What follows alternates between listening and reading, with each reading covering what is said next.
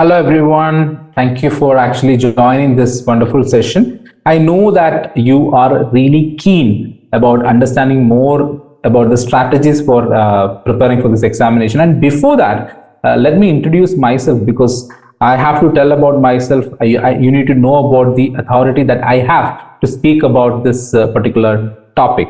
Okay, so myself, Gautaman Mohan, I am a civil services examination trainer. I have been in this field for around 10 years, actually interacting with the students, interacting with mentors, teachers, coaches, etc. So from my learning, interacting with all these people, I could understand that there are certain things that you need to follow in your preparation journey. Okay, so that is what I would like to cover in this particular session also. So this is actually an amalgamation of all my experiences interacting with many people, reading many articles, going through many lectures, and attending and understanding various courses.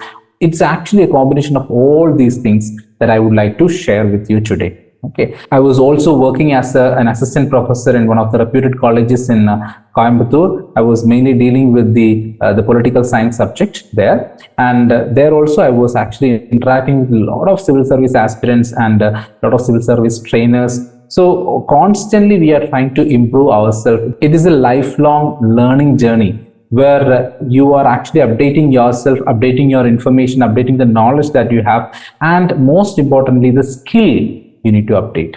That is what I'm going to share it today. So I hope you will enjoy the session. So only thing is like, please be attentive and make sure that you take notes, make sure that you respond to the questions that I'm asking. I'm not going to ask you any complex questions. I'm only asking you simple questions where you can actually reflect upon your perspective, your opinion, your preparation journey, etc.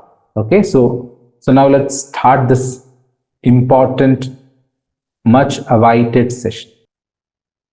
So good evening, everyone. So today it's a very important session for all of you. Why? Because this session we are not sharing the knowledge part. This is not about the knowledge part of civil service examination.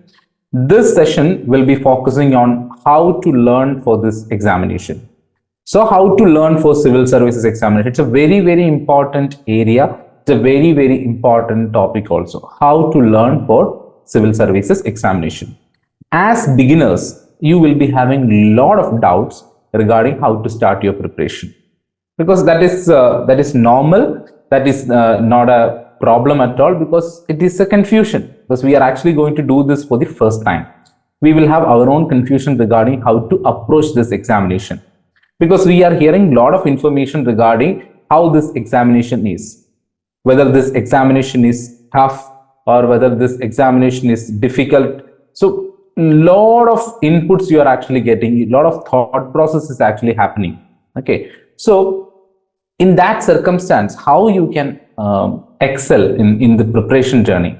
I'm not talking about the exam, but in the preparation journey, how you can excel. That is the main aspect. So how you can excel in the preparation? One thing is like, if you have a proper preparation strategy, you can excel in this exam, you can excel in this preparation. But if you are confused, if you are searching for advices, if you are searching for guidance how to approach this examination, then that is always a confusing stage, and that will make your preparation more confusing and more difficult and challenging. So let us solve that issue first. How to approach this examination, that issue, that challenge we are going to overcome in this session itself. And like I have already told you, you need to have a notepad and pen with you, because we are going to do certain activities. Activity is very important. We are actually trying to reflect upon our own thoughts regarding the examination, our own perspectives regarding the examination, our own goals regarding the examination. So all these things will be working out in this particular session. So what you need to do is, you need to have a proper pen and notepad with you. I'll give you 1 minute time. If you have not yet taken that, or if you're not having a notepad and pen with you, I'll give you 1 minute time. Just take it and be there. Okay, 1 minute time.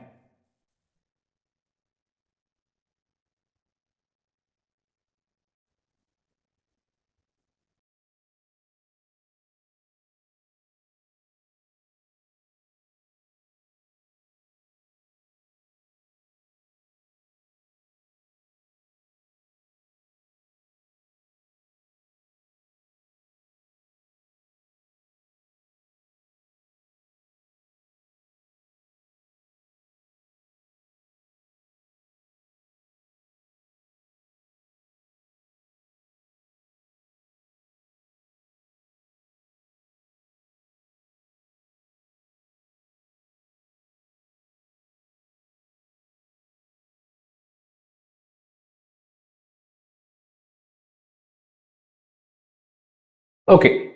So the first task for attending this session was having a notepad and pen with you. I hope you are ready with that. So now we will go into this particular session. Okay. The whole structure of this session we will try to understand. So now you just write down, why do you want to become a civil service officer? So that's the first and foremost question you need to ask yourself. You may be getting a lot of answers from others. If you can actually search in the YouTube, you will get a lot of answers. Why people are preparing for this examination, why they wanted to become a civil service officer. But you should have an answer for it. That is a must, because that will justify your preparation. That will enhance your preparation productivity. Okay. So please try to write down, why do you want to prepare for this examination? I'll give you 30 seconds to 1 minute time. Why do you want to prepare for this examination? In the meantime, I will be sharing the PPT also.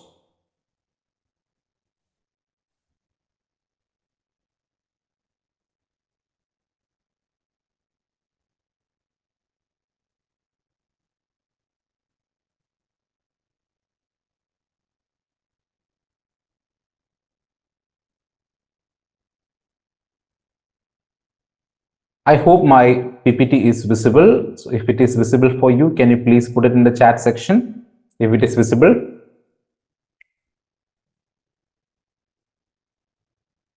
Yeah, thank you. Very good. So please try to be very active in this preparation process, in this whole webinar process. That is very, very, very important for you.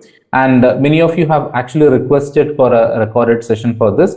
So if you are watching this recorded session also, you can actually do this. Okay, because many have registered for this and not joined the live session, so they may be waiting for the recorded one. So when you're watching this recorded session also, please consider it as an interactive one. Please consider it as a live session that you are actually attending, and please try to have that engagement. How you are attending a live session, you should have that engagement when you're actually watching this recording also. Okay, so I hope you have written the why part of it. It's the most prominent question. Okay, it is different for different people.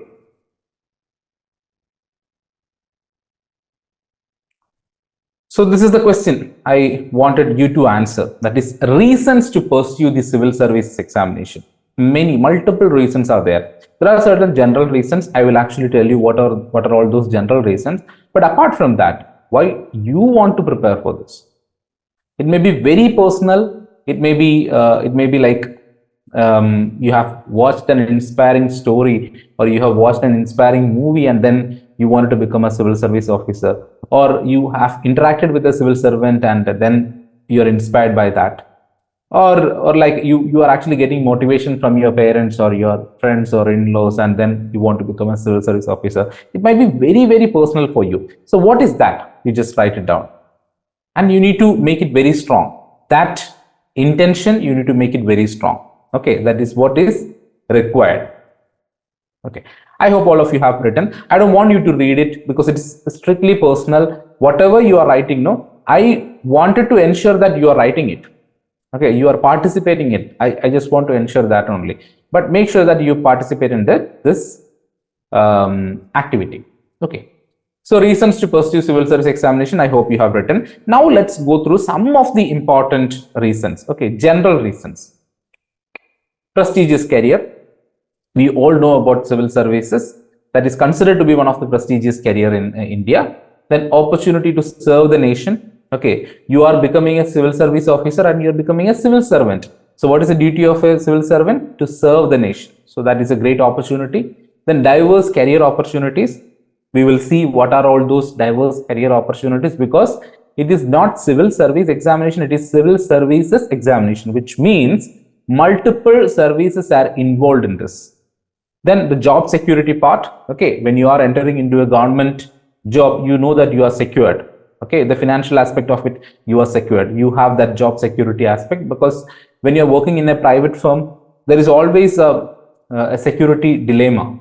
you'll feel like, okay, whether I'll get fired or not. So these questions will always come to our mind. But in the government sector, most of the times our job is highly secured. Then leadership and decision making. It's a right opportunity for you to make decisions. In many of the jobs, you can see that they cannot make decisions, but they can follow certain decisions. So decisions will be taken by officers and people will be following that. They are also workers. They are also government employees. They are also private employees. They actually follow the instructions and decisions of others. But here in civil services, you will get a lot of opportunity where you need to show your leadership skills and you need to take decisions. Very, very important and significant decisions. Decisions during emergency times. All these things are really, really important in the life of a civil service officer. Then influence and impact you can create. That is very important, because why many people are actually wanting to become a civil service officer, because they have actually seen people serving the country. They have seen people impacting many people. Okay, thousands of people they are actually impacting. Millions of people. There are civil service officers who have actually influenced and impacted millions of people. So you are getting that opportunity to influence and impact others. Then the financial and the social benefits. So being in the civil service, you are getting a lot of benefits, especially financial support and also social benefits, because that's all part of the job. Then the professional growth and learning. Okay, the process for civil service examination, like you are all going through that, the process. Okay, it's a step-by-step process. So it is not only this process. After you enter into civil service also, you still have to learn a lot. You need to update yourself every day. You need to be really, really updated. Then only you can become a part of this this career. You can become a part of this government, part of this executive. So it is very, very important that you need to learn. So continuous professional growth is actually a part of the civil services job. Then diverse work environment. So when you become a civil service officer, you are not getting posted into one single designation. You will be getting opportunity to become a part of various departments. You will become posted in various places. Okay, you have the opportunity to visit multiple places and serve people living in those regions. So always our objective is to serve the people, to help the people, to assist the people. So during that process, you will get a diverse work environment and the sense of fulfillment. I've already told you that it is kind of a social service that we are actually doing. We are serving the public. So when you are actually serving someone, you can actually feel that, okay, if you are helping someone and if you see that that person is happy, or their demands is fulfilled, or their needs are actually fulfilled, and you are a part of it, or you are the person who is responsible for their happiness, then that sense of fulfillment is really, really important. Okay, when as a teacher, I have also this sense of fulfillment when I see the happiness in the face of students. When I see that, when I am actually looking at the faces, I can see that whether they have understood the concept or not. Because if it is not understood, we can see that confusing face also. So if I'm seeing a face like, okay, they understood the concept, they're happy, then that will give me a lot of fulfillment, sense of fulfillment that you will get in this service also. And apart from these features or these factors or these reasons, there are a lot of other reasons why you want to become a civil service officer. One is the power. Okay, you are actually entering into a powerful job. You can make a change in the society. That power is really important. Then the prestige that you are actually getting, the respect you are getting in the society. Not only you, your family will also get the respect, right? Like if there is a civil service officer in your family, you will be really proud about it, right? So you will also get that respect. So that is also very, very important. And you can make your parents happy. You can make your relatives happy, your friends happy, okay, your partner happy. So everything is actually possible when you are actually entering into a service like this. And that is the reason why this examination is considered to be one of the challenging examinations in the country, because it gives us a lot of merits, a lot of advantages. So when you're getting a lot of advantages, when you're getting a lot of opportunity to serve this nation, you have to go through a screening process, a very tough, challenging screening process. That is why this preparation journey is like this. So now you have got some more points regarding your reason behind preparing for this examination. So I hope it is clear. So if you have written down the reason, the why part of it, always this question is very, very important. In the beginning stages, you will not understand the necessity of this question, but when you are actually going through the process, no, this why, this reason becomes the catalyst for your growth. This reason becomes the productivity factor for you. If you are not committed, if you do not have a proper why, if you do not have a proper reasons why you prepare for this examination, then in the journey you will feel like you are tired. You will feel like, why I should do all these things? Why I have to go through all these things? So these kinds of thoughts and questions will definitely come. So make sure that you have a proper, powerful and individualized reason for you to prepare for this examination. Okay, so I hope this part is very clear. Very important to write down the why. Okay. Now, let me tell you, before entering into the deeper aspects of the preparation, let me tell you some categories of learners. Aspirants, learners, or whoever it is. It can be applied to any kind of examinations or any kind of aspirant. Okay. So 4 categories only I have chosen. There are many other categories also, many other types also you can see, but I have chosen 4 important types or categories of learners. 1, not serious. Category 1. This is a combination of not serious, not practical, and motivated by others. So what is not serious? You are not serious about the examination. You are not taking action. You don't want to take action. You're not serious. You will think like, okay, this examination, no, we have 1 year more. So I will actually prepare during the last stages, like maybe in the last 2 months or 3 months, I will prepare and then I'll clear this examination. This may be your attitude. Not serious about it.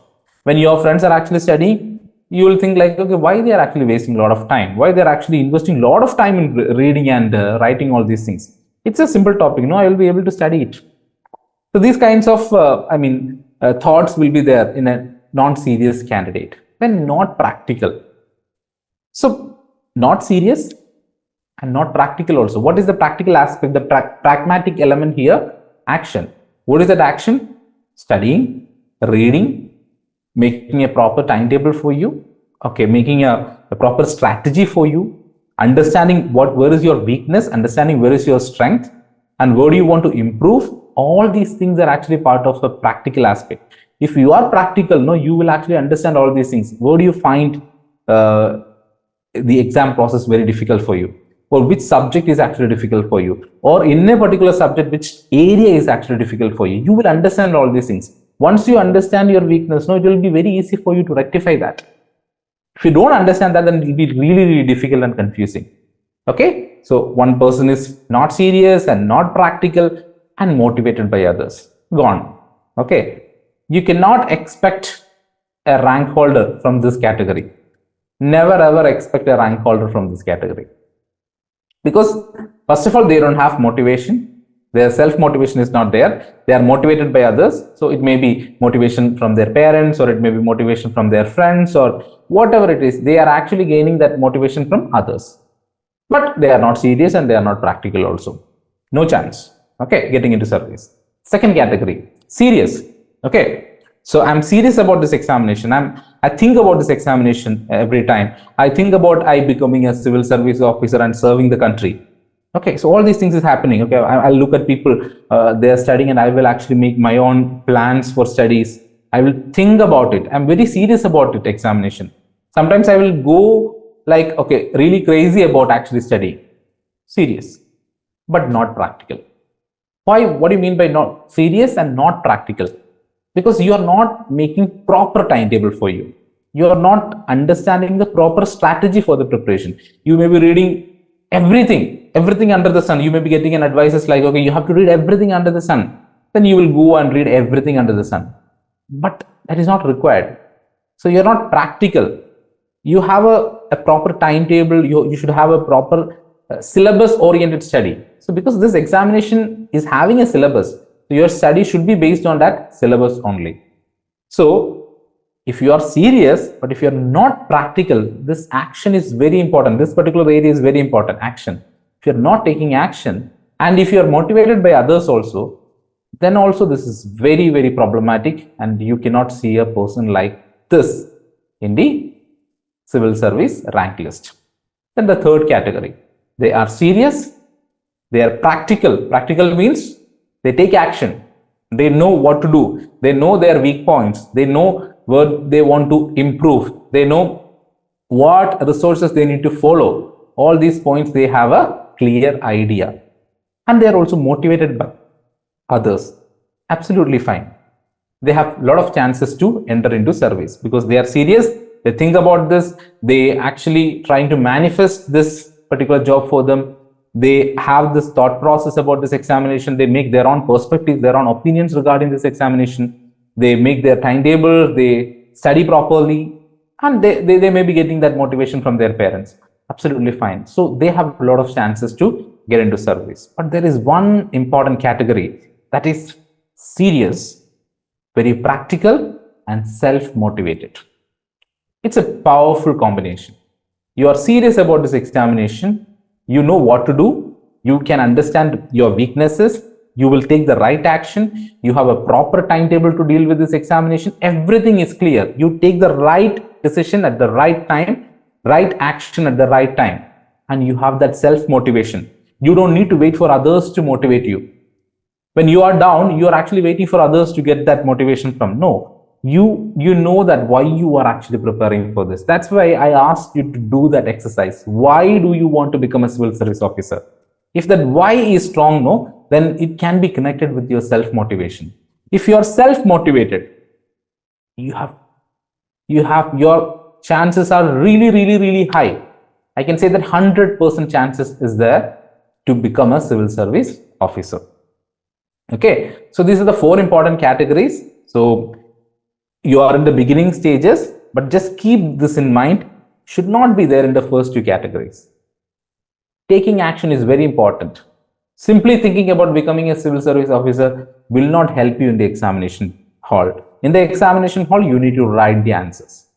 So you have to take that action.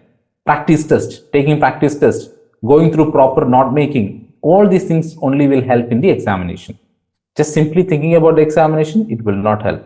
But you think about the examination, you take right action, and you be self-motivated, you have always the chances to be there in the civil services rank list. So I hope you have understood. So many other categories, types you can actually find in the civil services preparation journey. Okay, so this is the second part I wanted to discuss. If you feel like you belonging to any of these categories, try to change yourself.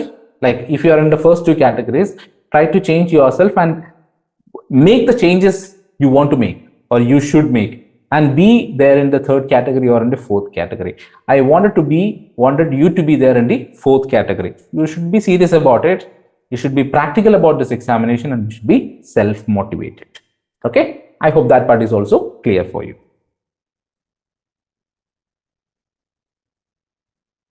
Yes, very important suggestion, that is set realistic goals. Very important, right? You should know your limitations. You should know your strength. Suppose, for example, I can actually explain that to you. Realistic goals. You want to study and you are making a timetable for 12 hours, and you don't have the habit, or usually you do not actually sit for 10 hours or 9 hours or something like that. Usually you will sit for 2 hours or 3 hours maximum. That is your energy. That is your routine. If you are setting a timetable like 12 hours, then that is not a realistic timetable at all. If you want to set a 12-hour timetable, no, you should gradually increase it. Like today, if it is 2 hours, follow that for 2 to 3 days. Then after that, make it 3 hours. Then after that, make it 3.5 hours. Like that, you can incrementally increase. So set realistic goals. Very good suggestion from the student. Okay, from the learner. Okay, now I just want to talk about the mindset. So you can just type in the chat section right now. Do you think having a really good mindset is important for this examination? What do you think about the mindset part of it? Do you think you should have a proper mindset for this? Do you think?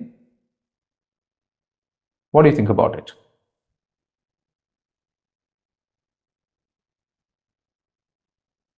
You can put it in the chat section.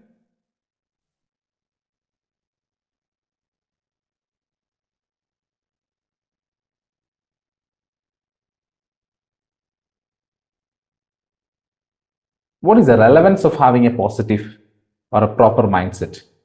It is good for our overall well-being. Really, really important. Okay. The point is like we may be focusing on one particular examination and a career aspect, but our life is not only this career. Our life is not surrounding only on this career. It has a lot of other elements also. Your health is really important, right? Your money frequency is very important. The financial aspects, your relationships is very important. Yeah, we should have a strong mindset and self-belief. Very, very important. Very good. So your health, your relationships, financial aspects, all these things are needed, not only the career. So if you have a proper mindset, no, you will be able to have a kind of balance for all these areas. Let me tell you the health aspect, very important. If you have a lot of money, if you are in the right or the best position in the world, if you are not good at your health, no, then it will worry you. It will definitely help, worry you, or it will actually make you into trouble. But if you have a positive or a very proper mindset, positive mindset doesn't mean that you will have only positive things in the life. No, you will definitely have negative things, because we are living our life is like that only. There is ups and downs, ups and downs, ups and downs. This is how our life goes. If you have a positive thing, then definitely there will be negative side for it also, right? So whatever is good for you is not good for others. Whatever you think is actually perfect is not perfect for others. So same like that, like the two sides of the same coin, we have positive things and negative things will happen. But if you have a proper mindset, no, what will happen is you can overcome these negative things really fast. Already our student has actually put in here, helps us overcome stress. Stress is a kind of a negative feeling, right? So how you can actually overcome this? If you have a proper mindset about it, right? Now I'm going to check your mindset. I'm just asking only 5 questions.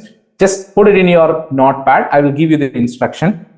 Okay, so you need to mark on a 1 to 10 scale. 1 to 10 scale. So 10 is like the highest one. You agree to that.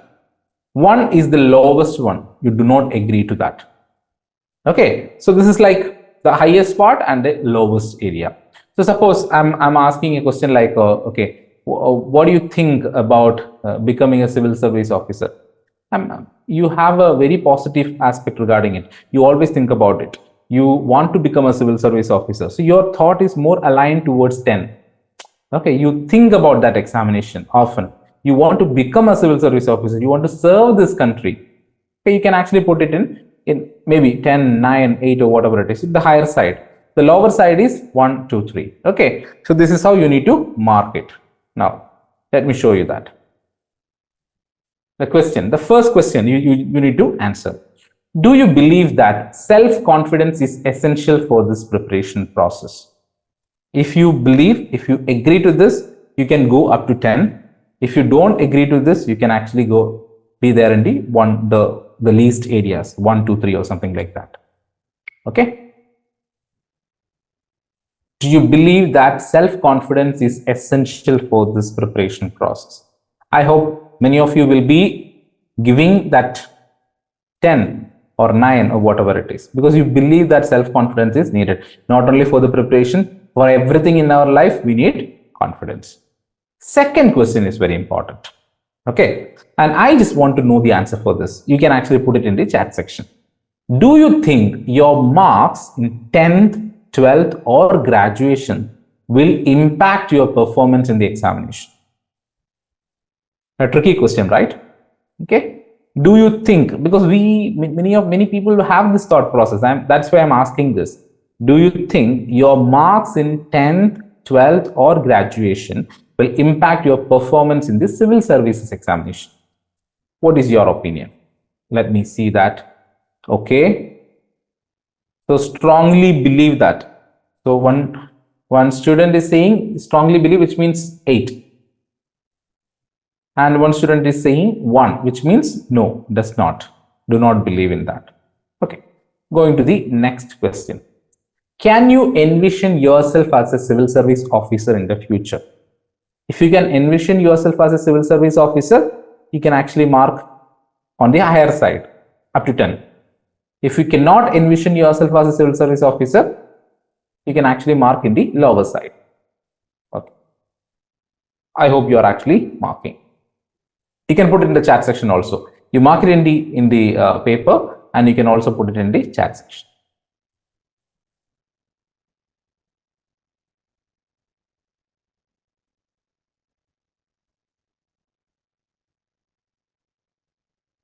Yeah, very good. Okay, I'm getting really good answers actually. Thank you. Now, do you believe that your current knowledge determines your entry into civil services? Your current knowledge or your current level of performance is determining your entry into civil services. What is your opinion about it? Are you believing on the higher side, or are you believing on the low? You do not believe in that area. On the lower side, you can actually give the answer. Okay, very good. So it is 1. You can go up to 0 also. Absolutely fine. Okay, 0 is no, not at all. How would you rate your commitment and dedication to the exam preparation process? How would you rate? Because only you can tell you what is going on through your mind, right? So how do you rate? Do you think you are on a higher side, or do you think you are on a very lower side? Okay.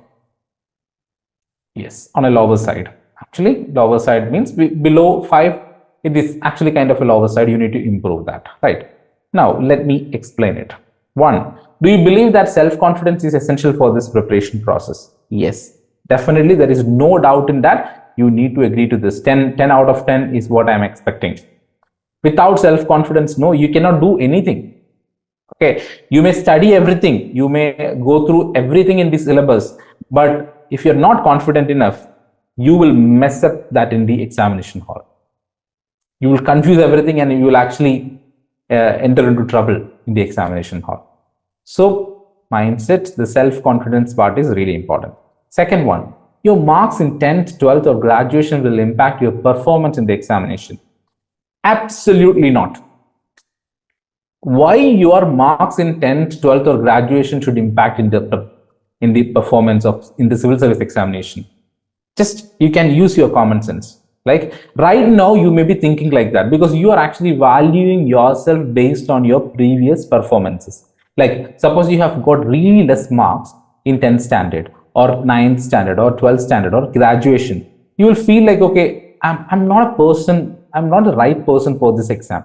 I'm not the right person for this profession, because you have that complex, you have that feeling like, no, I'm not capable enough because in the past I couldn't prove myself. But I'm telling you, the moment you are actually starting your preparation, no, if you are confident in that moment, that is more than enough for you to clear this examination. From that moment onwards, whether you're actually putting your effort, whether you're studying properly, whether you're making a proper strategy for this examination, whether you're committed, that is what is important. Your previous marks does not matter. There are people who have actually failed in 10th or 12th and who have actually cleared civil service examination. That proves that your previous or your past performances will not affect your entry to civil services. Okay. The third one, can you envision yourself as a civil service officer in the future? Very important question. Why I am asking this question? Because it's all about our mindset. If you cannot envision yourself as a civil service officer in the future, you have some negative beliefs about you. You may be thinking like you are not competent enough. You may be thinking like you are not worthy of it. So you need to improve on your self-love. You need to improve on your self-respect area. You need to improve on your self-confidence area. Because it is just a thought, right? You can be there in the future. You can think like you are a civil service officer and you're serving the society. You're signing the documents. Absolutely no problem in that, right? So you should be able to envision that. Okay, so that shows the proper mindset. Now, if you're not able to do that, no, absolutely fine, because that's because our pattern, our emotional pattern, our thought pattern, because all these years we were actually living with that habit only, with that emotional pattern only, with that energy frequency only. So if you want to make a change, no, you can actually slowly make a change. You need to believe in yourself and you need to say to yourself that, yes, I'm a civil service officer. I can definitely become a civil service officer. Okay. Now, do you believe that your current knowledge determines your entry into civil services? Absolutely not. Your current knowledge means you're maybe studying your academics part, or you may be reading for civil service examination, everything. Okay, your current aspect. If you're not competent in the current knowledge area, you may think like, no, I'm not good enough to prepare for this. I'm not worthy of this exam. But that is not the proper way. The moment you are deciding to write this examination, from that moment onwards, if you are keen about gathering more knowledge, if you are keen about understanding more important concepts, that is more than enough. There starts your journey. Okay, so please understand this. Now, the last question: how would you rate your commitment and dedication to the exam preparation process? Your commitment should be on a higher level. If it is on a lower level, no, it should be on a higher level, because that is very, very important. If you're not committed, if you're not sincere, if you're not dedicated, what will happen after a point of time? No, like you will feel like, okay, this is not the right thing for me. It's a boring experience for me. This is simply boring. I'm not able to understand things. I don't want to waste my time for this. You will have all these thought processes, and ultimately you will actually leave this, quit this. This is what's going to happen. So you need to work on that area, your commitment, dedication. How can you prove that you are committed or not? Every day, small actions, small daily actions for your goal, for your dream job, will help you to improve your commitment. Commitment and dedication, it is always connected with consistency. If you're not consistent, no, you will actually lose your commitment and dedication after a long time.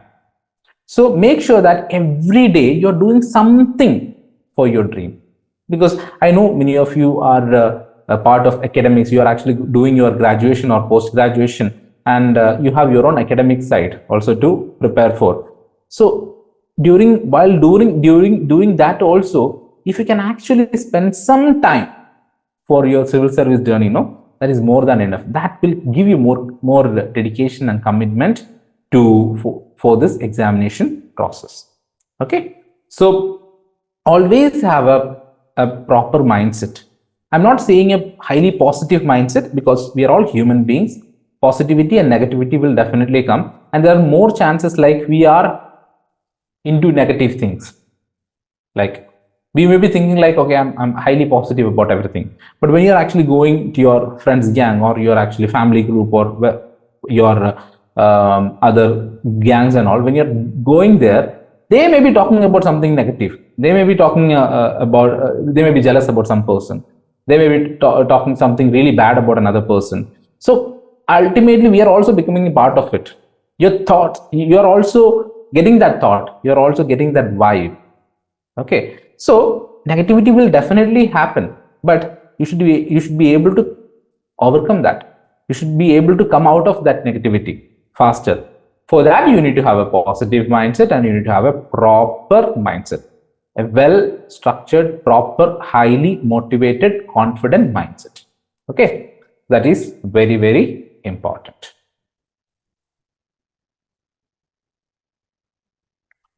So this is the answer for it. That is your thoughts. Your thoughts is very powerful.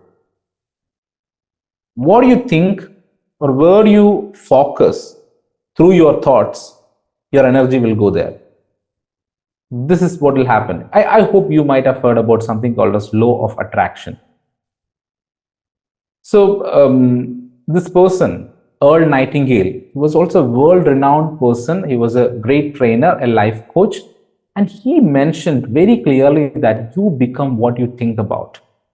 What you are constantly thinking about, you have all chances to become that person. Okay, so always watch your thoughts. If your thoughts are not good for you, question it. Consciously cancel it. It'll take some time. It is actually, you have to go through certain practices, then only you'll be able to do that. But please try to be aware about it, that this thought is not good for me at all. This thinking process is not good for me at all. So for law of attraction to work, if you are thinking about something, if you're thinking about your dream, if you want that to happen, there are 4 things very important. That is, it is actually called as FTBA. Feeling, F for feeling, T for thoughts. That is what we are talking about. Then B for beliefs. Then A for action. These 4 things should align with your goal, with your dream. Then only you'll be able to manifest that. So action is very important. Your right thoughts is very important. Your right belief system is very important, right? And you should be able to feel that also. Okay, how do you feel when you become a civil service officer, or just, okay, now I'm trying to set a context here. Just imagine that you have cleared civil services examination and you are waiting for you have cleared the process and you're waiting for the result. And today, now, present time, you are actually getting the result. You are actually going through the result.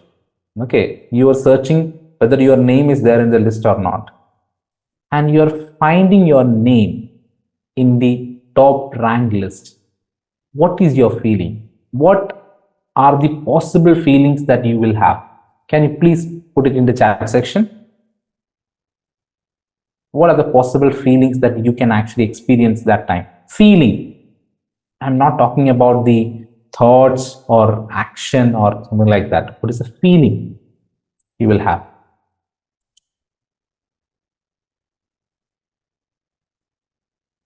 You can put it in the chat section. Will you feel excited about it? Will you feel happy about it? Will you feel more confident about it? You will definitely feel that, right? Because once you are in the list, you will have all these feelings. But now, when you are thinking about becoming a civil service officer, you may not get that feeling, but you should be able to get that feeling. If you can close your eyes and think about that situation, no, you will get that feeling. That much powerful is our mind. Our mind is so powerful that it can actually manifest anything for you. But you should have the right action, you should have the right thoughts, you should have the right belief system, and you should have the right feeling. Then it will definitely happen for you. Okay, this is actually based on the law of attraction. I have read a lot of books regarding law of attraction. I have attended many sessions regarding law of attraction, world-renowned lectures I have actually gone through. So from all these things, I could understand that these things are really, really important. And if you use your common sense also, you will understand that many of your present situation, if you look at the present situation and the scenarios, you can see that maybe before months, like 2 months or 3 months or 1 year, you may be thinking about that. Whatever things are happening in our life, no, sometime before you have actually thought about it. So it is actually getting manifesting in our life. I'm not saying everything, but many of the things are actually happening in that way only. So if you want to have a proper job, if you want to have a proper rank in the civil service examination, you should align your FTBA with your goals.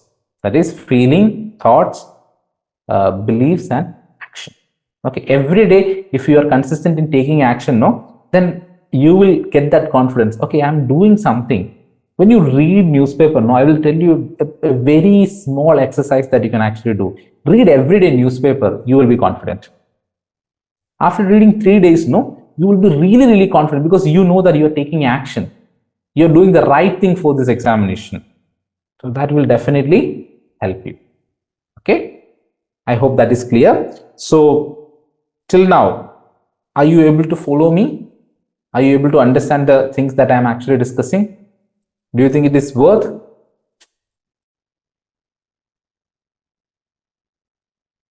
Do you think it's a needed session for you?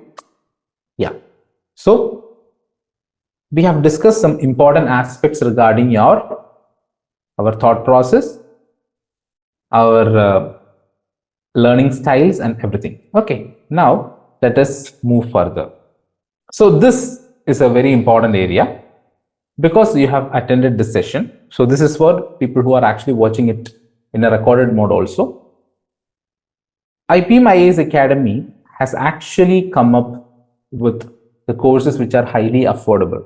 So that was one of our objective also, to make courses which are highly affordable for everyone. Okay, so as part of the affordability part, because you are actually attending this webinar, we are having an offer for you. That is, it's a UPSC Civil Service Examination Journey, a 1-year program, which is actually available at 12,000 rupees.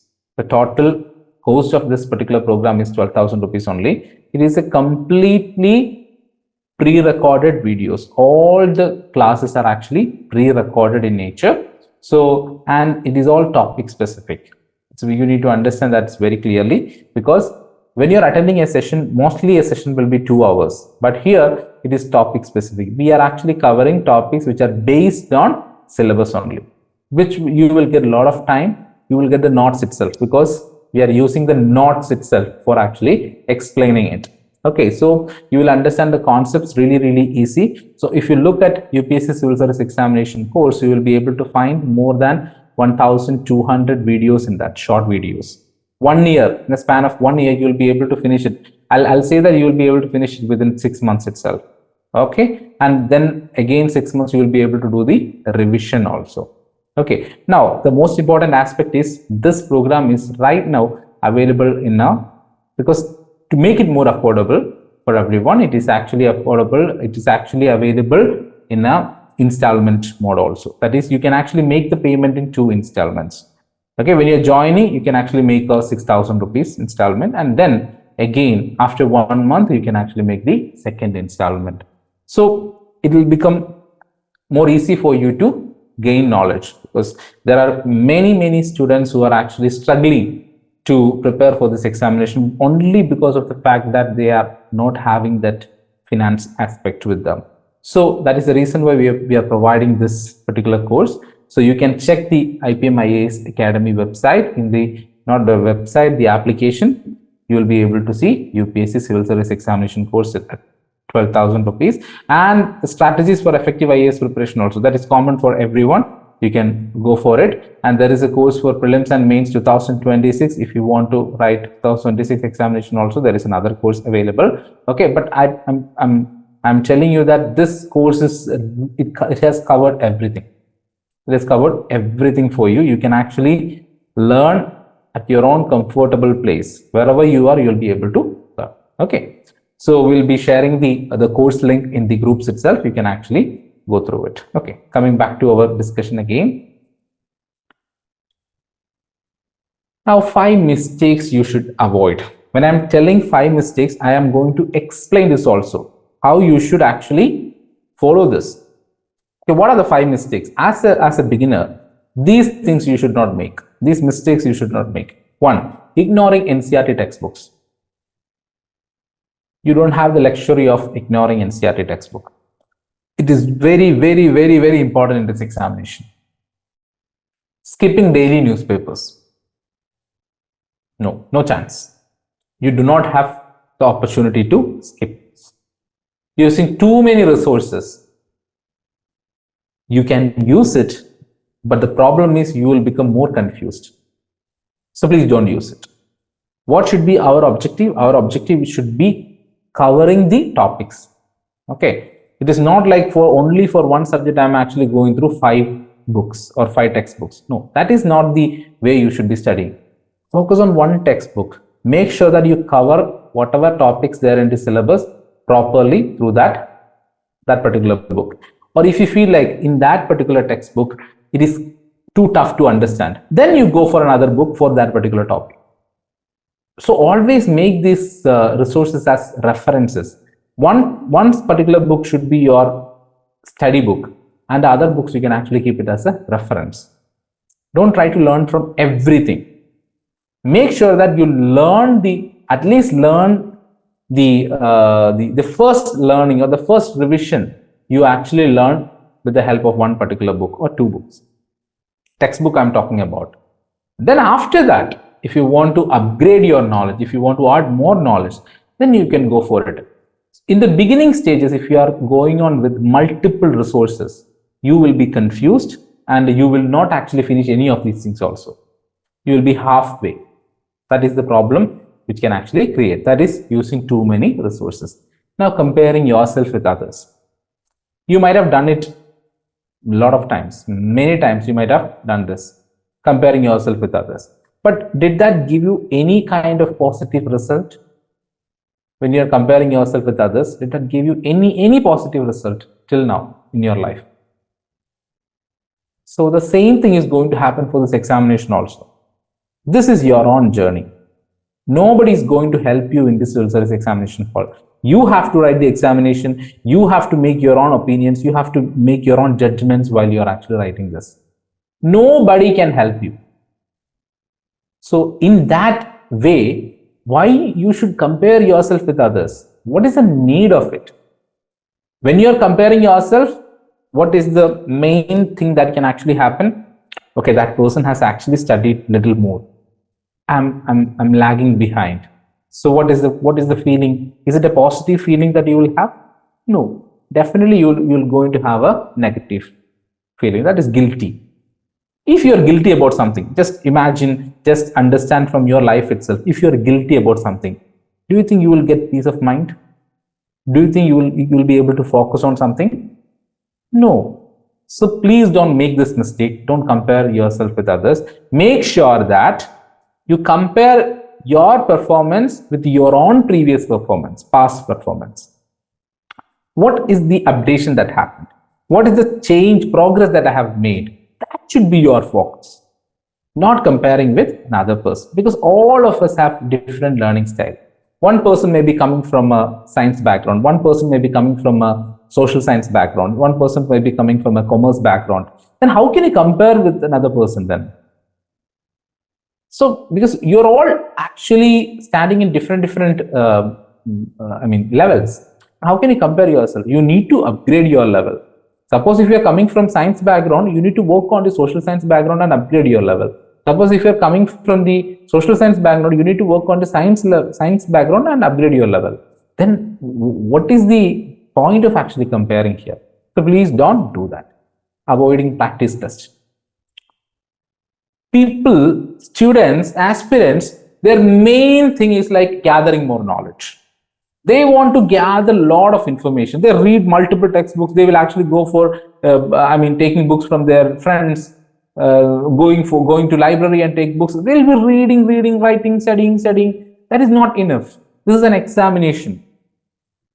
Your knowledge is getting tested, but your knowledge is actually tested in a 2-hour time period, in a specific place, in a proper strategic manner. What is that manner? They have a proper question paper for you that is actually framed in a proper manner.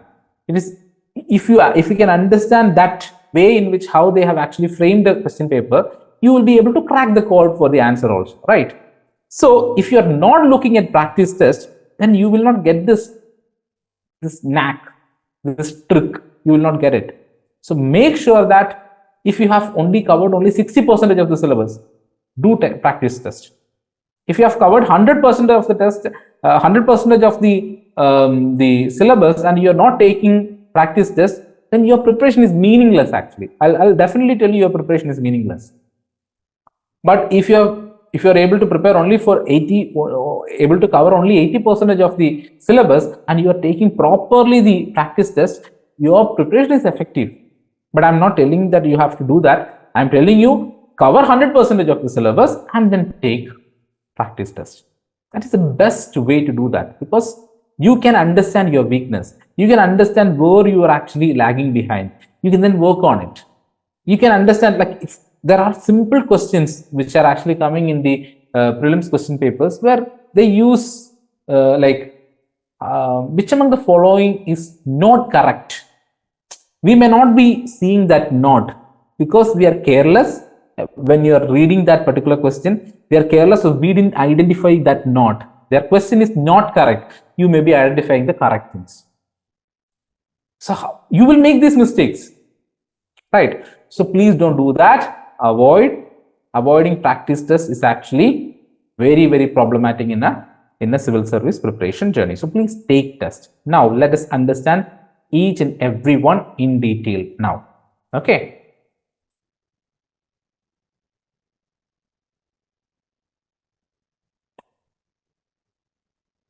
How to read the newspaper. Okay, you should not skip this. So how to read the newspaper? You don't need to read every article in the newspaper. You know about it. But the problem is you are confused what to read. I know that I don't need to read everything, but I'm confused what to read. Then ultimately what will happen? You will not read anything. Okay, so instead of that, focus on specific articles connected to the UPSC syllabus. Very, very, very, very important. Connected with the UPSC syllabus. So the first activity for you today is, if you have not yet done till now, first activity, UPSC syllabus. Download the UPSC syllabus, or if you are able to write down the entire syllabus, that is the best thing I can actually tell you, and paste it in a place where you're actually studying. Every day when you are actually going through something, you should be able to read it. At least 2 to 3 minutes you can spend and just go through the syllabus. Once you have an upper hand over the syllabus, you will be able to quickly identify the things, the news, the articles which are relevant for you. So that is the activity for you. You have to do it today if you have not yet done. Write down the syllabus, the entire syllabus for the examination, preliminary examination and main examination. Write down the syllabus and paste it in a place where you can actually see every day. Okay, so once you familiarize with the syllabus, it will be easy for you to understand or identify the important news. By familiarizing yourself with the syllabus, you will know which article to read. So what is the first process in reading newspaper? Familiarize yourself with the syllabus. When you look at today's newspaper, you will find hundreds of articles that provide information but may not be directly useful for your exam preparation. When you're reading, you may think like, okay, this is important, but it is not. Okay, so how do you identify that? Only through syllabus. Now focus on identifying at least 15 articles that are relevant to the civil service examination aligned with the syllabus. That is the task soon after finishing this webinar. I'll be giving you time also. Soon after finishing this webinar, your important job is take today's newspaper and identify 15 articles which are relevant for civil service examination, which you think is relevant for civil service examination. Identify that. I'm not telling you to read everything, the whole article and all. Identify the articles. Okay. Then that is the first step you can actually do. Tomorrow also identify the articles. And then day after tomorrow, identify the articles and read some aspects of it. 1 or 2 news you can read. Then after 2 days, try to read 4 or 5 articles. Like that, improve the number, improve your consistency. So what is important? I've already told you, if you want to stay committed and stay dedicated, the most important aspect is consistency. Every day, if you can do a little bit for your goals, then that is more than enough to stay committed. Okay, so please do this. Reading newspaper is a must do activity for every civil service aspirant. Please don't neglect it.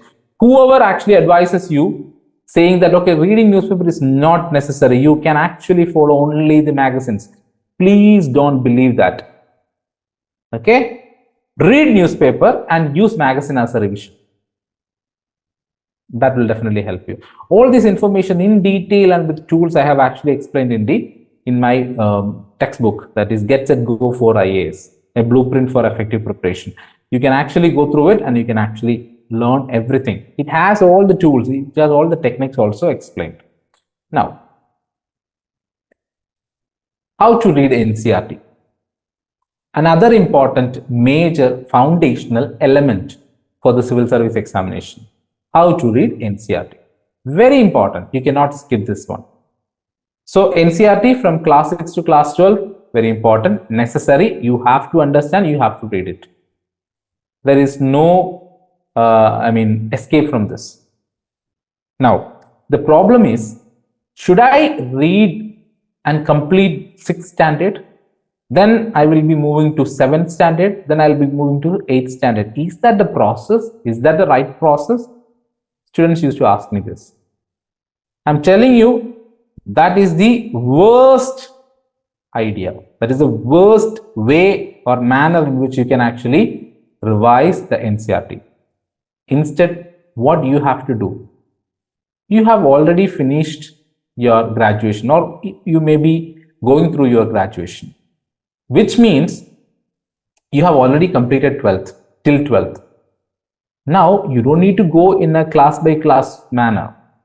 You just focus on the topic only. Topic.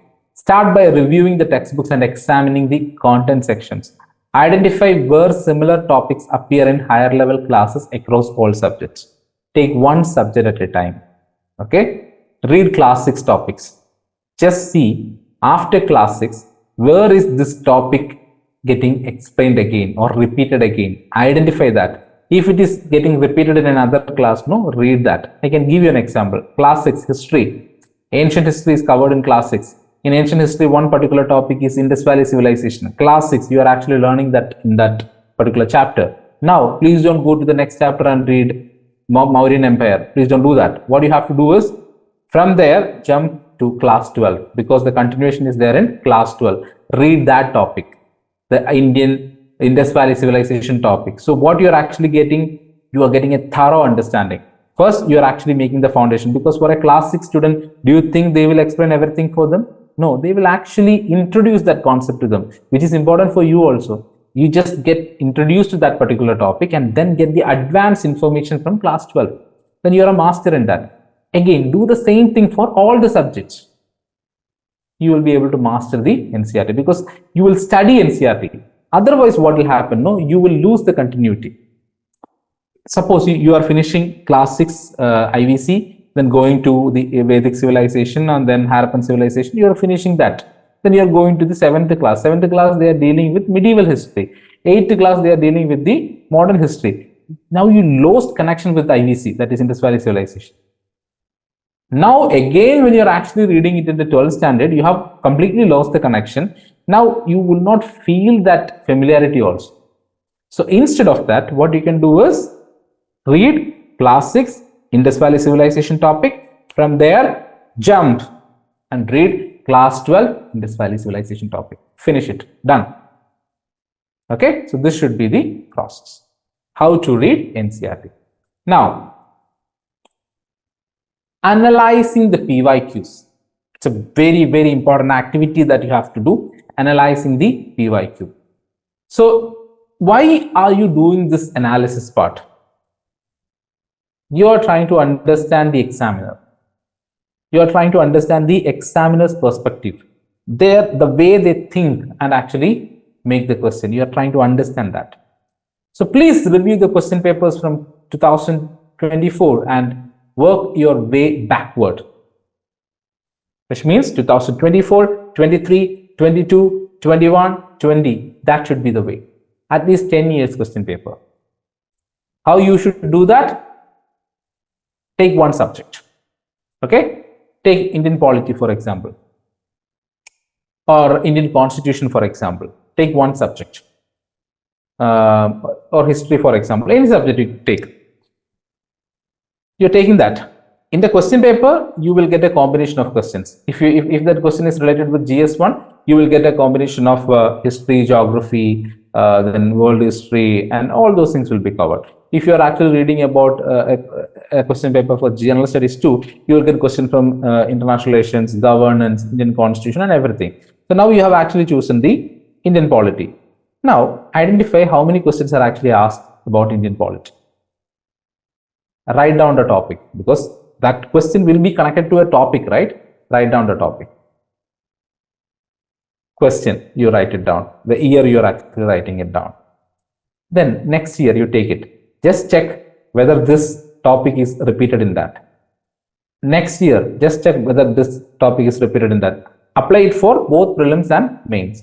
Then you will understand one particular topic is keep on repeating in prelims and mains in almost around 6 to 7 years. In out of 10 years, 6 to 7 years, one particular topic is keep on coming. I can tell you an example from Indian polity. Parliament section is keep on coming in the prelims and mains questions also. Which means when you are preparing for the next year's examination, can you neglect that area? Can you neglect that topic? No. Which means you can predict a question also. The exact question you won't be able to predict, but the topic you will be able to predict. I'm talking about one of the most challenging examinations in India. You can actually understand how they are actually making the questions if you are going through the previous year's question paper in a proper manner. It will take some time. You are in the beginning stages. No, you have the luxury of doing all these things. You take time and do it as an activity. In my book, I have actually given you how to do it, the table format and everything. You can actually do it.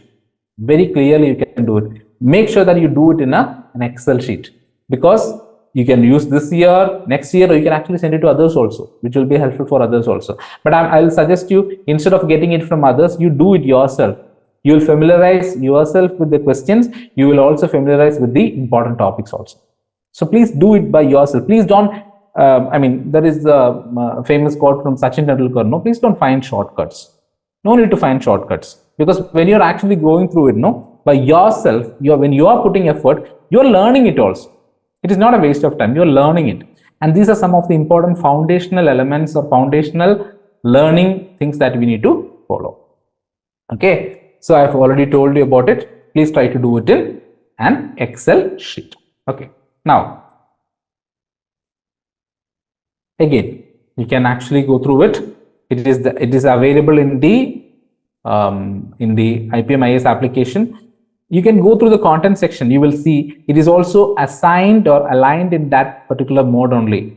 Okay, general studies 1, general studies 2, general studies 3. You can actually see that in a particular week what you need to do. The second week what you need to do. Third week what you need to do, because it's highly guided in nature.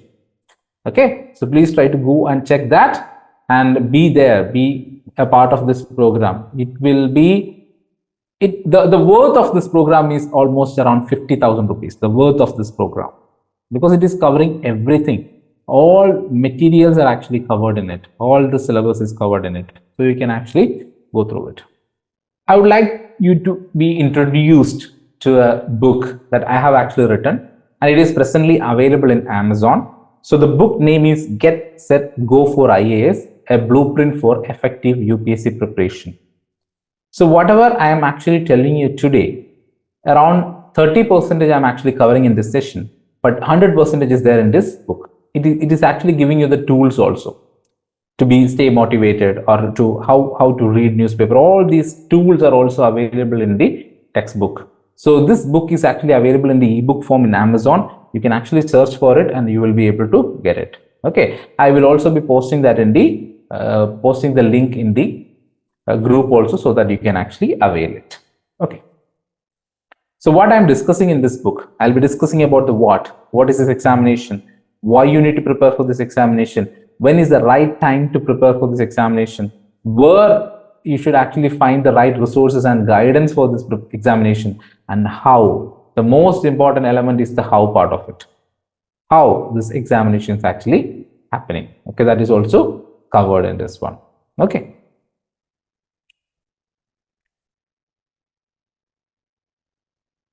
Now, coming to give you more clarity regarding UPSC Civil Services examination, I'm telling you again, I'm not going into the knowledge part of it. I'm just trying to introduce this to you. Okay, I'll be trying to finish this area a little faster. Okay, because today's session is more about activity. So that's why I'll be going little faster in this particular area.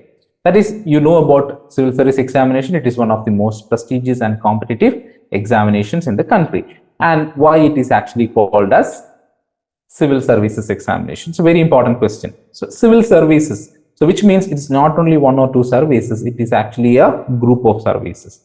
That is why you will be able to see Indian Administrative Service, Indian Foreign Service, Indian Police Service, Indian Audit and Account Service, Indian Civil Account Service, Indian Corporate Law Service, Indian Defense Account Service, Indian Defense Estate Service, Indian Information Service, Postal Service, T&T Accounts and Finance Service, Indian Railway Protection Force Service, then Indian Revenue Service, Income Tax, then Indian Trade Service, Armed Forces, Headquarters, Civil Service, like that, then Union Territory based services also. So many services are actually involved in this or included in this. Based on your rank, you will get the allotment.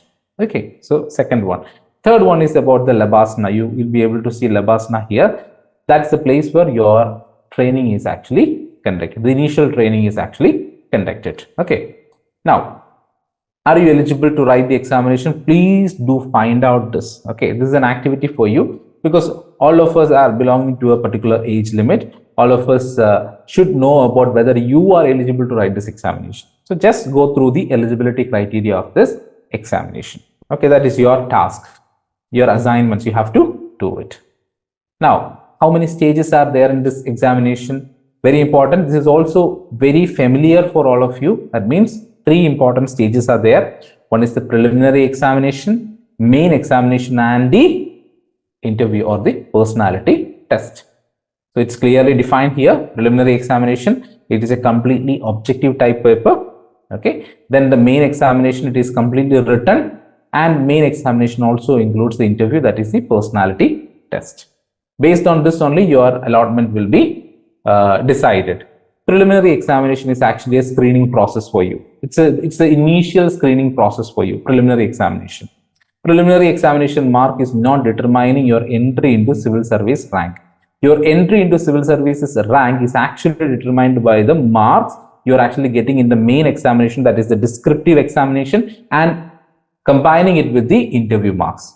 It actually gives your entry into civil services rank list. Now, what is this preliminary examination? It is actually two papers are there in preliminary examination. One is General Studies 1 and General Studies 2. General Studies 1 is more about general knowledge, the various subjects like history, polity, economics, international relations, all these things are actually discussed here. And General Studies 2 is mainly about the aptitude, that is civil services aptitude test. It is known as civil services aptitude test. If the total marks is 400, I will show you a detailed picture for that. Here you can see that the first paper, that is General Study 1 paper, 100 questions will be there and 200 marks. 2 hours you will get. The second paper, that is General Studies 2 paper, that is CSAT paper. It is also objective. So you know about what is an objective question. You will have a question and you will be having 4 options. Out of that 4 options, you need to find the solution.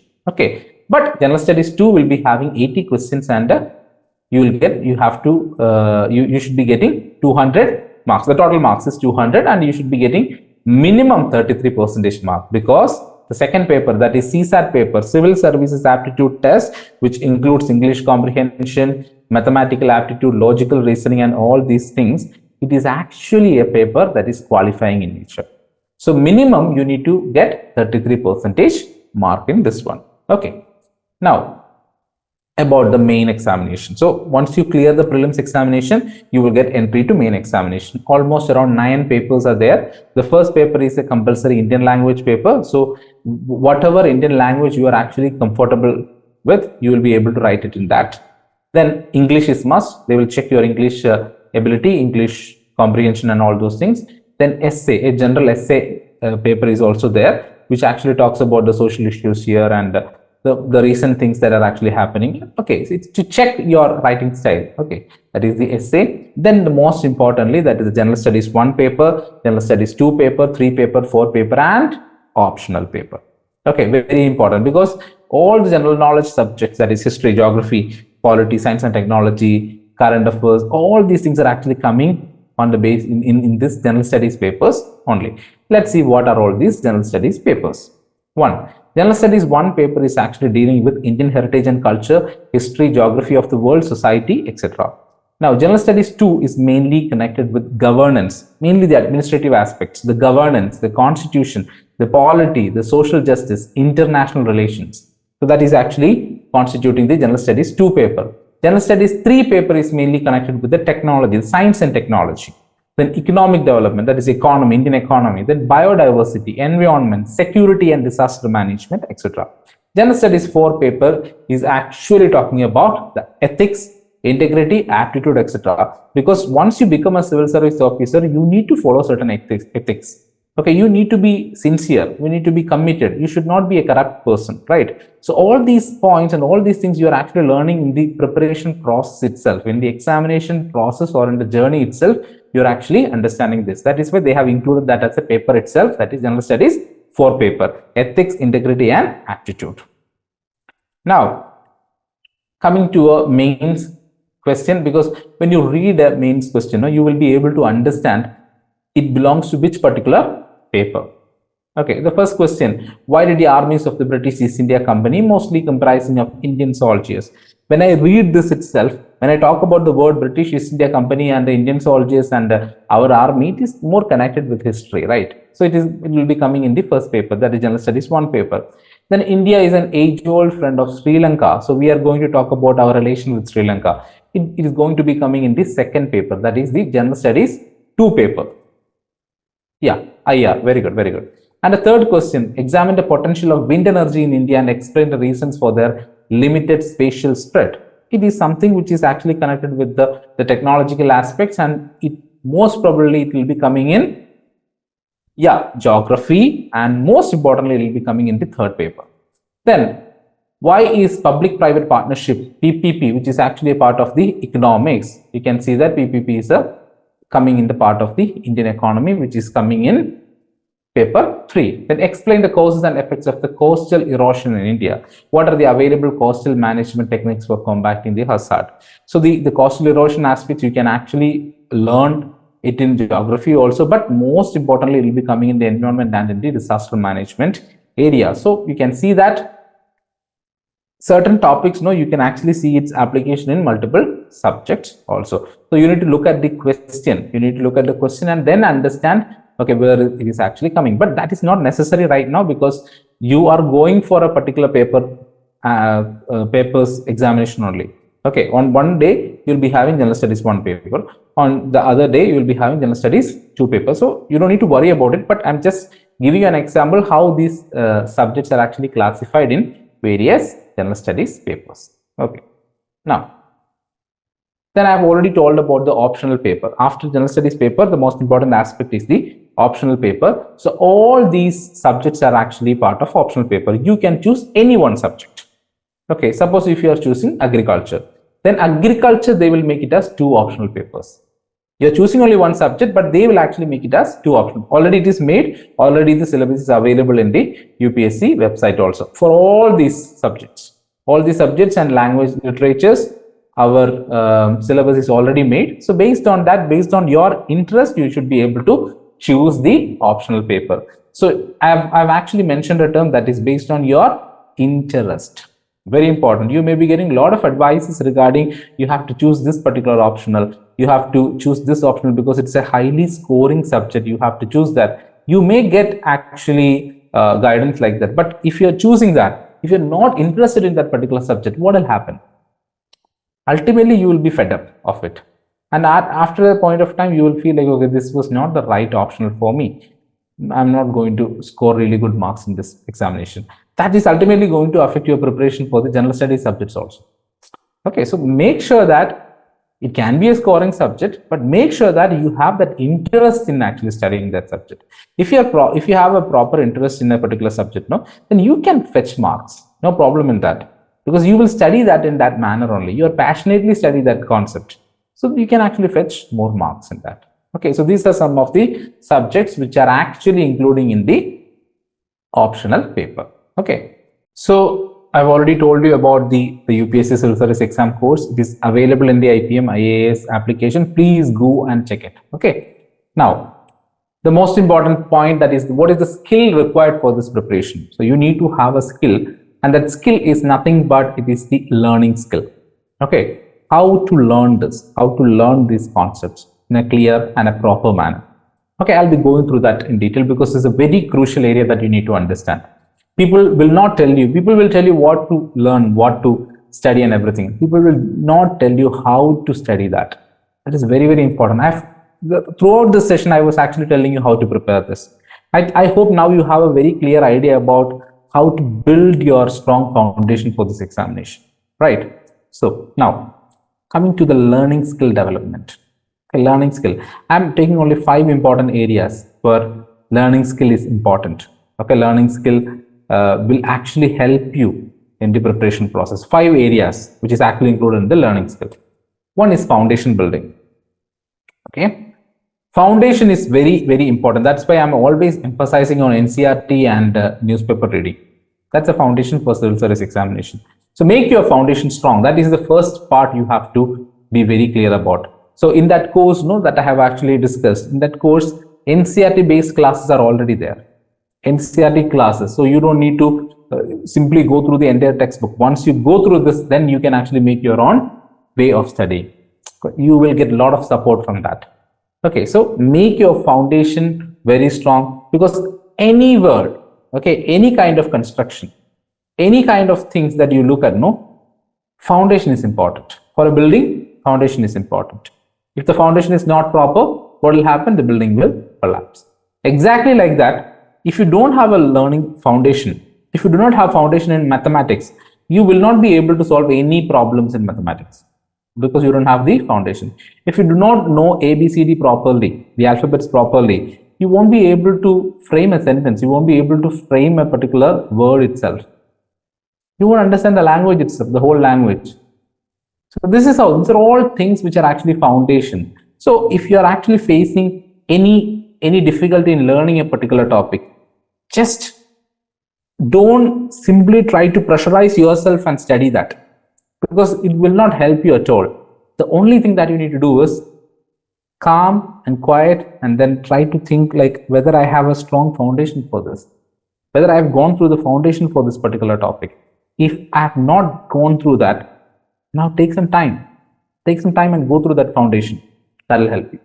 Okay, foundation building is very important. Now, integrated learning. Civil service examination itself is the process itself is an integrated process, because you are getting a lot of subjects which are highly interconnected. When you're writing the answers also, like when they're asking questions also, they are trying to connect one type of a subject with another subject also.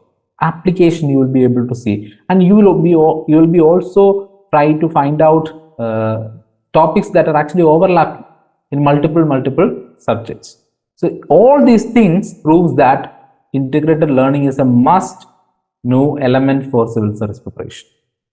You should be able to connect whatever you're actually studying in a particular topic. Geography, when you're actually studying, like when you're understanding the geography, the physiography of the country, India, you should know that physiography is actually determining the agriculture in our country. That physiography is actually determining the industries in our country, the mineral resources in our country, so which is highly connected with economics, which has its own connection with agriculture. And when it is actually connected with the economics, economics have its own connection with the power politics. Why we are actually saying that America is one of the superpowers in the world, or once upon a time we have actually said that America and the Soviet Union, they were the most important powers, superpowers in the world. Why we have actually said that? It's because they were actually prominent, and they have a healthy economy. They had a healthy geography, which was actually helpful for improving their agriculture, improving their businesses, etc., especially the industries and all. That is why they remained in that supreme position. So, which means one particular subject topic is actually applicable in other areas also.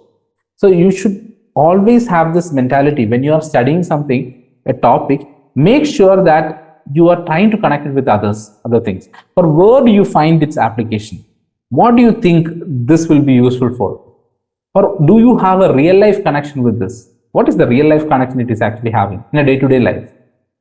Try to relate it. Try to relate it. That will actually help you to understand the concept in a better manner, instead of following the rote learning method where you buy hard things and try to mug up things, and then you are actually trying to recreate it or reproduce it. That is the age-old technique, which is not at all productive at all.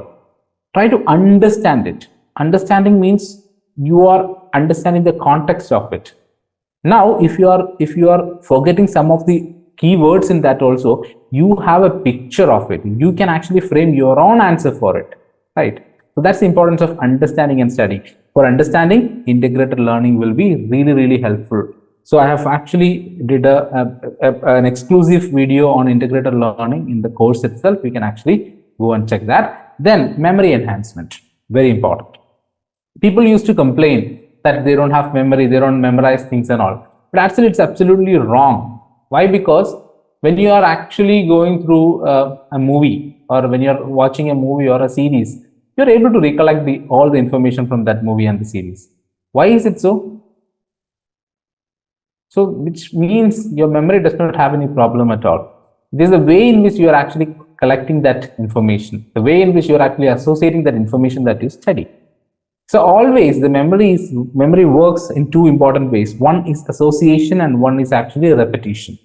So first thing, when you're actually trying to grasp something, the first thing is like you are associating it with the already existing knowledge that you have.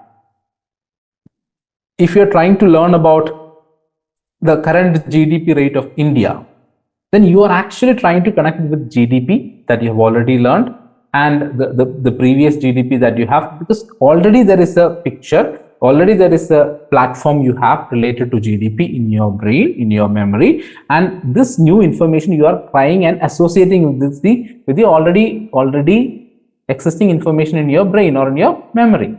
That's it. Now, how do you retain it? The best way to retain it is try to go and revisit the content again and again. That is known as revision. Okay, so the memory works in these ways, through association and through repetition. That is the revision. So make sure that you do this thing. Then your memory will be really, really strong. So when you're doing rote learning, this memory will not work. You are trying to pressurize your memory. You are trying to pressurize your brain to recollect that, but you are not creating any kind of connection at all.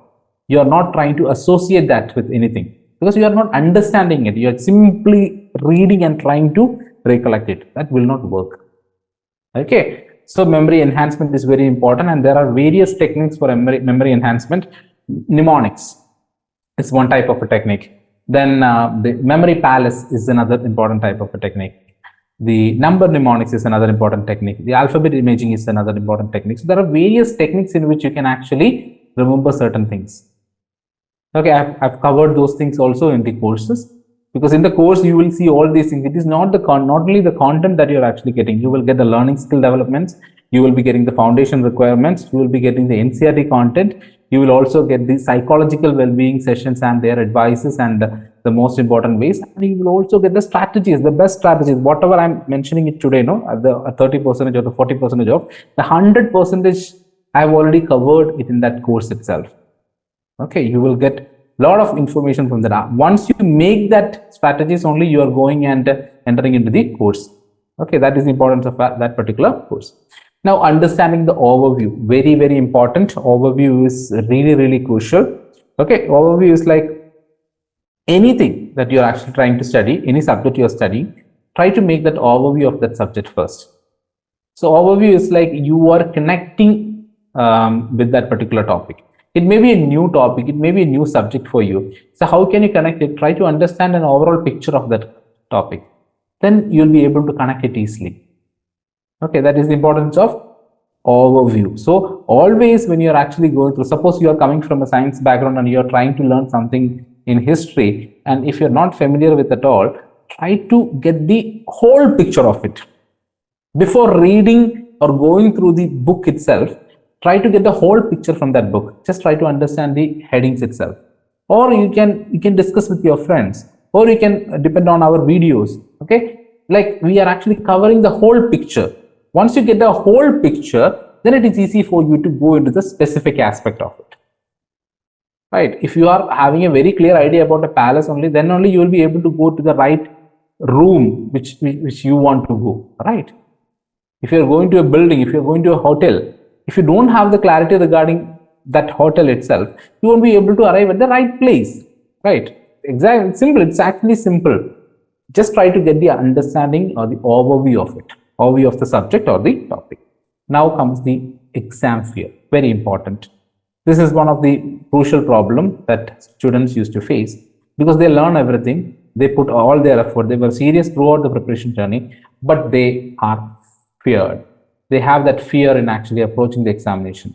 They feel like, okay, I'll fail, whether I'll fail or not, whether I'll get the questions that I have actually studied, or whether I will be getting questions which I have not studied at all.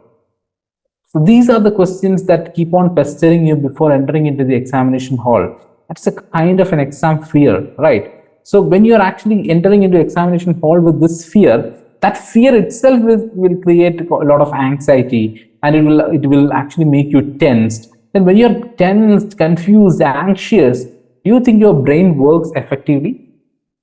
Do you think you will get the right answer when you're actually reading a question? Do you think you will get the right answer? No, exactly no, right? So you have to have that focus. So how can you make that focus? Suppose if you have already gone through such a situation, just imagine you know how to deal with it. So what is that situation here? Practice test. If you are having fear about examination, do maximum examinations, go through maximum tests and try to break that.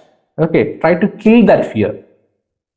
If you have fear about something, no, you have to do it, then only that fear will go, right? So for in the case of civil service examination, if you have that fear, try to go through maximum practice tests. So which means if you are going through 50 practice tests, what is it actually indicating? You have already gone through the situation 50 times. Now the 51st time is actually a cakewalk for you, right? So that is the importance of removing the exam fear. And I think I've already told this in different places, multiple places, that when you're actually going through different practice tests, no, actually you are polishing yourself. You are identifying your own weaknesses. You're actually strengthening your own, weak areas or limitations and etc. And there is an important quote from a very important personality in the world, that is Bruce Lee, the world-renowned martial artist. He once said that I'm not afraid of a person who knows 10,000 kicks, but I'm afraid of a person who practices one kick 10,000 times. So that indicates the importance of practice. If you're actually practicing, no, your confidence level will increase, your commitment will increase, your dedication will increase, and that itself shows the consistency also. Okay, so make sure that you remove exam fear. Before entering into the examination hall, you remove exam fear. Now, the most important advice that I can give you right now. As a beginner, NCERT is a must. Don't neglect it. Newspaper is a must. Don't neglect it. And one more thing is very crucial, very important. I'm talking from the perspective of the knowledge part. Okay, mindset really needed. There is no doubt in that. But I'm talking from the perspective of the knowledge part or the material. NCERT, newspaper, and if you can actually buy a globe, best decision that you can ever make. Make sure that you have an atlas with you. That the understanding, the spatial understanding is really important in civil service examination. That will help you in geography, that will help you in politics, that will help you in history, that will help you in economics, etc. All these subjects, that if you have an understanding regarding the location, that will definitely help you. Okay, every day when you are reading newspaper, keep an atlas with you. Every day, if you have not yet started reading the Hindu newspaper, no, like in the first initial stages, you will feel like it's a little confusing because you won't understand many of the words in that. So keep a dictionary also with you. So this is the first step that we are actually taking, because many of these things, many of these practices that we are doing, it is not familiar for us. It is not a hobby for us. it is new to us. If something is new, then it needs certain practice. Then only you can actually make it happen, right? So these are the important things I would like to share with you today. I hope you had a very clear idea regarding it. So what I'm going to do right now is, okay, you can actually unmute and tell me what is your learning from today's session. What is your learning? You can just unmute and tell me. Feedback. I was actually going through, I think, around 2 hours of continuous session. I wanted to give a lot of value addition to your preparation journey. That is why I'm actually doing this. So whether that was a value addition for you or not, you have to tell me that. So please unmute and you can actually give your feedback or your learning. What all things you have learned, or what all things were new to you, whatever things you can actually tell right now. Yes. This was very informative session for me. Like I learned more about like having more self-confidence in my preparation. Like that is important for me because I've just begun with my preparation, especially with the course and everything. So yeah. So having a good mindset is kind of very important for me right now. That's something that I learned that I need to be aware of. And Yes. second thing is, although I did have like some knowledge about the exam, like what the exam is, how to go on preparing for it, like from reading newspapers to the NCRT especially, that part was not told to me. Like I actually downloaded the e-copies from 6 to 12, and I was planning on going from like 6 to 7, 8, 9, 10. So I would have made the same mistake. Okay. So now I know that I need to go topic wise and not actually concentrate on finishing or completing it by classes and all of that. And yes. the common 5 mistakes also was very informative. So overall, it was a really good informative session. Thank you, sir. Okay. Yeah. Yes.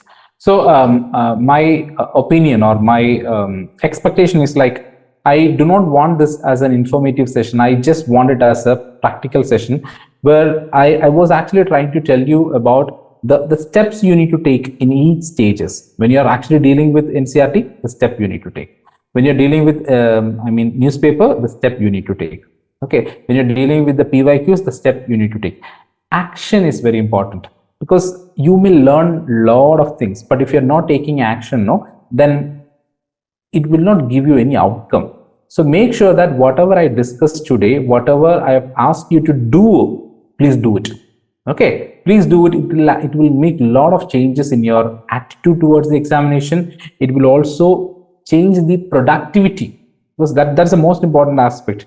You may be spending around 2 hours for learning something, but if you can actually inculcate these elements into your preparation journey, your productivity will increase 10 times.